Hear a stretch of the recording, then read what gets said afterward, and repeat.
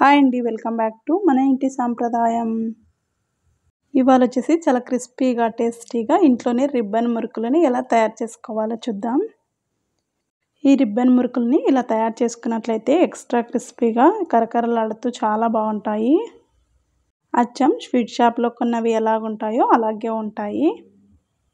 ఈ crispy tasty మురుకులను చాలా ఈజీగా ఎలా తయారు చేసుకోవాలో చూసేద్దాం. ముందుగా ఒక మిక్సీ జార్ తీసుకొని అందులోకి ఒక హాఫ్ కప్ దాకా పుట్నాల పప్పును వేసుకోవాలి. ఈ పుట్నాల పప్పుని మెత్తగా మిక్సీ పట్టుకొని తీసుకోవాలి ఈ వీడియోలో చూపించిన విధంగా. ఇప్పుడు ఒక మిక్సింగ్ బౌల్ తీసుకొని అందులోకి పుట్నాల పప్పుని వేసుకొని జల్లించుకోవాలి. ఇలా జల్లించుకున్నట్లయితే పుట్నాల పప్పులో ఏమైనా మిగిలిపోయిన పలుకులన్నీ ఇందులోకి వచ్చేస్తాయి. ఇలా జల్లించుకున్న తర్వాత మిగిలినంతా పక్కన పడేసేయండి. అలాగే ఇందులోకి ఒక 2 కప్పుల దాకా బియ్యం పిండి వేసుకోవాలి. ఈ బియ్యం పిండి పొడి బియ్యం పిండి అయితేనే బాగుంటుంది. అలాగే షాప్లో కొన్నది కానీ ఇంట్లో ప్రిపేర్ చేసుకున్నది కానీ ఉన్నా తీసుకోవచ్చు. 2 కప్పుల బియ్యం పిండికి హాఫ్ కప్ దాకా పుట్నాల పప్పు పొడిని వేసుకున్నాము. ఇలా 2 కప్పుల బియ్యం పిండిని జల్లించుకోవాలి. ఈ మురుకులను తయారు చేసుకోవడానికి తడి బియ్యం పిండి కన్నా పొడి బియ్యం పిండి అయితేనే చాలా క్రిస్పీగా వస్తాయి.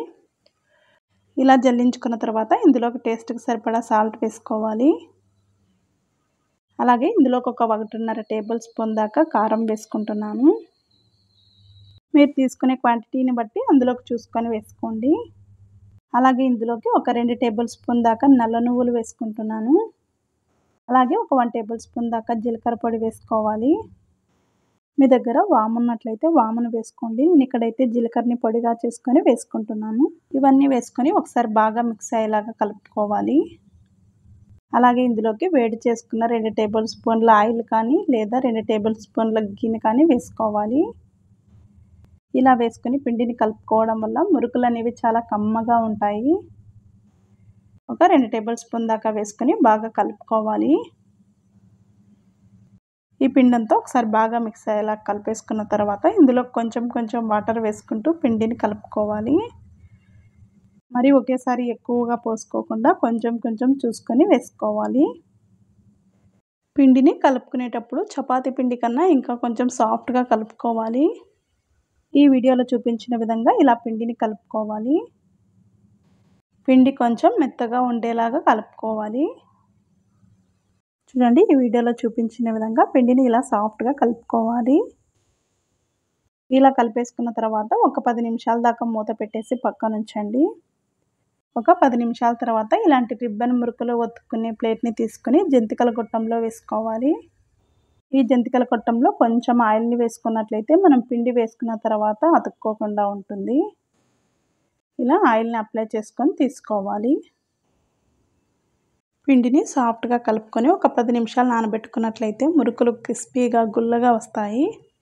ఇప్పుడు మూత తీసేసి కొంచెం పిండి ముద్దను తీసుకొని జంతికల గొట్టంలోకి సరిపోయేంత పిండిని వేసుకోవాలి. అలాగే మిగిలిన పిండి ఆరిపోకుండా మూత పెట్టేసి పక్కన ఉంచుకోండి. ఇప్పుడు స్టవ్ వెలిగించి స్టవ్ పైన డీప్ ఫ్రైకి సరిపడా ఆయిల్ పెట్టేసుకోవాలి. ఆయిల్ బాగా హీట్ అయిన తర్వాత కొంచెం పిండిని వేసుకొని చెక్ చేసుకొని ఆయిల్ బాగా హీట్ అయిన తర్వాత అందులోకి ఇలా ప్రెస్ చేస్తున్నట్టుగా మురుకులను వేసుకోవాలి. ఆయిల్ బాగా హీట్గా ఉన్నప్పుడు వేసుకున్నట్లయితేనే ఇలా బబుల్స్ వస్తాయి. వేసుకున్న వెంటనే కదిలించకుండా ఒక 2 నిమిషాల తర్వాత ఇలా కదిలించుకోవాలి. స్టవ్ని మీడియం టు హై ఫ్లేమ్లో ఉంచుకొని వేయించుకోవాలి. స్టవ్ని లో ఫ్లేమ్లో ఉంచుకొని వేయించుకున్నట్లయితే ఆయిల్ బాగా పీల్చేసి మురుకులు సరిగా వేగవు.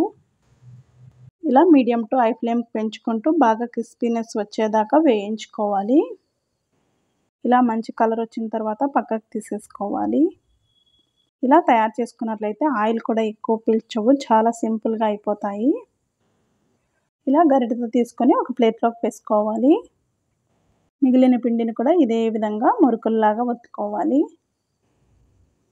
ఇలా డైరెక్ట్గా ఆయిల్లో వేసుకోవడానికి హీట్గా ఉన్నట్లయితే ఒక ప్లేట్ పైన ఆయిల్ని రాసుకొని దానిపైన ఈ విధంగా ఒత్తుకొని స్లోగా ఆయిల్లోకి వేసుకోవాలి.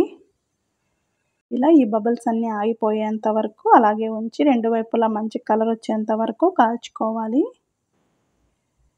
పిండిని మరీ గట్టిగా కలుపుకున్నట్లయితే మనకి ఇలా మురుకులుగా కాకుండా చక్రాల్లాగా వస్తాయి.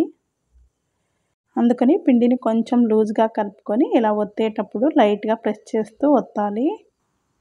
ఇలా ఫ్రై చేసుకున్న తర్వాత తీసేసుకోవాలి. అంతేనండి. ఇలా తయారు చేసుకున్నట్లయితే చాలా టేస్టీగా క్రిస్పీగా మురుకులు చాలా బాగుంటాయి.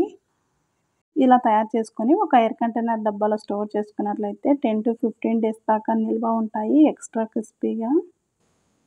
ఇలా ఎప్పుడు కావాలంటే అప్పుడు ఇలా మురుకులను తయారు చేసి పెట్టుకున్నట్లయితే పిల్లలకు స్నాక్స్ డబ్బాలో వేసి ఇవ్వడానికి కానీ ఈవినింగ్ టైం స్నాక్స్‌లకు కానీ చాలా బాగుంటాయి.